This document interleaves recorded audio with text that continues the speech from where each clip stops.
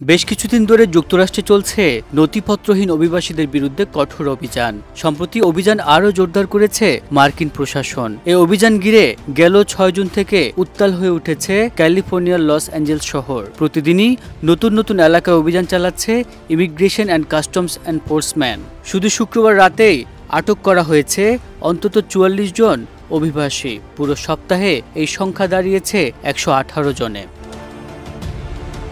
এই অভিযান ঘিরে শুরু হয় ব্যাপক বিক্ষোভ রূপ নেয় সংঘর্ষে, যা ছড়িয়ে পড়ে পুরো লস অ্যাঞ্জেলস শহরে। এই অবস্থায় আইন শৃঙ্খলা নিয়ন্ত্রণে তলব করা হয় ন্যাশনাল গার্ড। চলে গ্রেপ্তার অভিযান। সেনা মোতায়েনের সিদ্ধান্ত নেওয়া হয়। গ্রেপ্তারের খবর ছড়িয়ে পড়তেই শহরের বিভিন্ন স্থানে জড়ো হন বিক্ষোভকারীরা।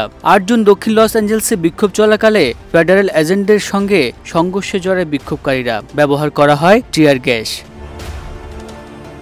হোয়াইট হাউসের বিবৃতিতে দাবি করা হয়, সাম্প্রতিক সময়ে সহিংস বিক্ষোভকারীরা আইসিই ও আইনশৃঙ্খলা বাহিনীর সদস্যদের উপর সরাসরি আক্রমণ চালিয়েছে। বিবৃতিতে আরও জানানো হয়, অবৈধ অপরাধীদের যুক্তরাষ্ট্রে প্রবেশ রুখতেই এই অভিযান বাধ্যতামূলক। পরিস্থিতি নিয়ন্ত্রণে ট্রাম্প প্রশাসন মোতায়েন করেছে ন্যাশনাল গার্ডের ২০০০ সদস্য।